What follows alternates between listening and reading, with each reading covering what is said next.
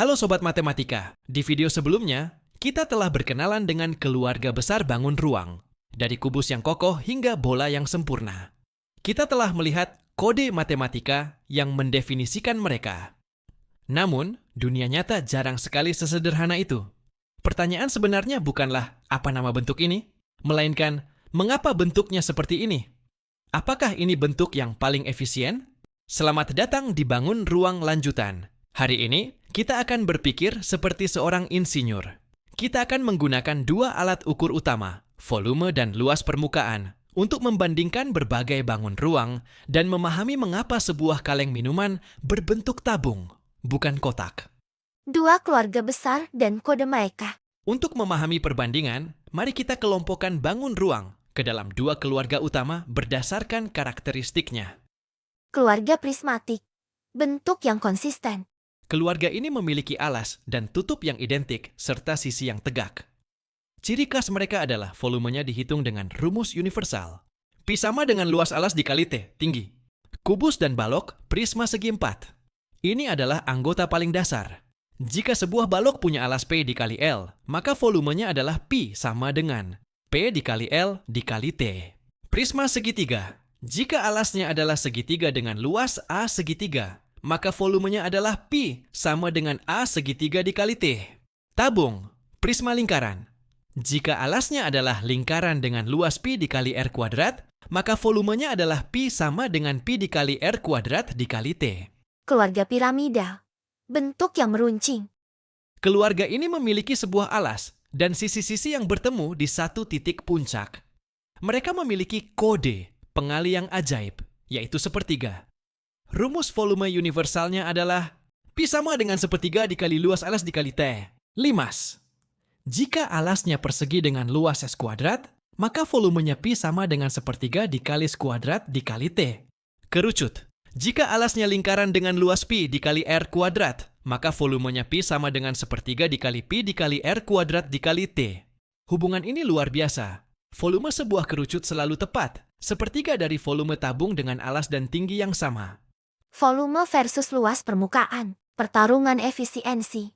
Disinilah inti dari bangun ruang lanjutan dimulai. Setiap keputusan desain di dunia nyata adalah pertarungan antara dua hal. 1. Volume, V. Seberapa banyak isi yang bisa ditampung? Ini adalah tentang kapasitas. 2. Luas permukaan, L. Seberapa banyak bahan yang dibutuhkan untuk membuatnya? Ini adalah tentang biaya dan material. Tujuan seorang desainer adalah untuk mendapatkan volume sebesar mungkin dengan luas permukaan sekecil mungkin. Inilah yang disebut efisiensi bentuk. Mari kita buat studi kasus sederhana. Kasus. Mendesain kemasan jus 1 liter.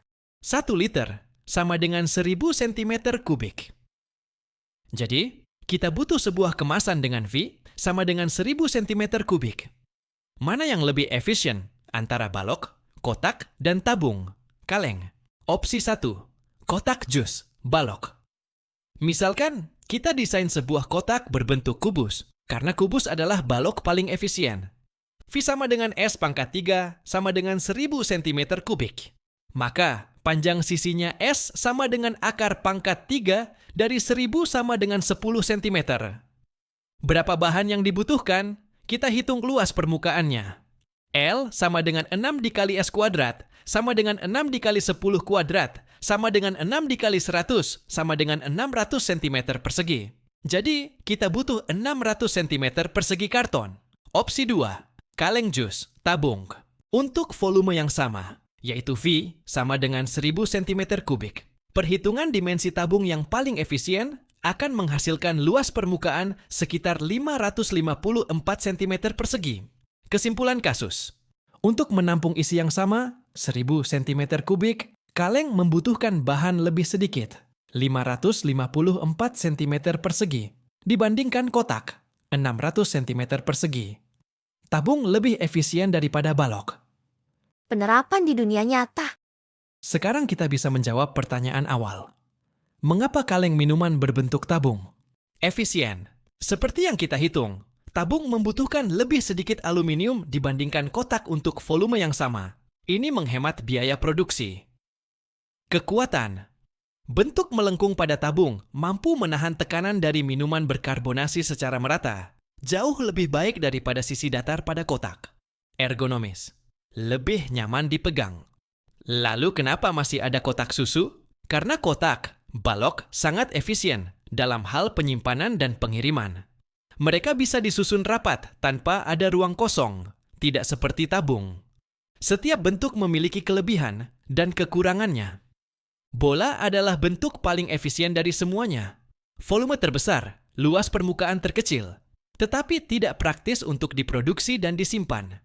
Kerucut sangat baik untuk mengarahkan aliran, corong, atau sebagai tumpuan yang stabil. Prisma sangat baik untuk ditumpuk dan dibangun. Jadi, bangun ruang lanjutan mengajarkan kita bahwa geometri bukanlah ilmu yang statis. Ia adalah tentang optimisasi.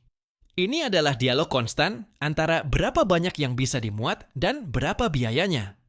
Dengan memahami hubungan antara volume dan luas permukaan, kita tidak hanya menyelesaikan soal matematika, kita mulai memahami pikiran para desainer, insinyur, dan bahkan alam itu sendiri, yang selalu mencari solusi paling efisien. Lain kali Anda memegang sebuah kemasan produk, tanyakan pada diri sendiri, mengapa bentuknya seperti ini? Bisakah saya memikirkan bentuk yang lebih baik? Terima kasih sudah ikut berpikir di level selanjutnya. Jangan lupa untuk like, share, dan subscribe. Teruslah bertanya, karena disitulah inovasi dimulai.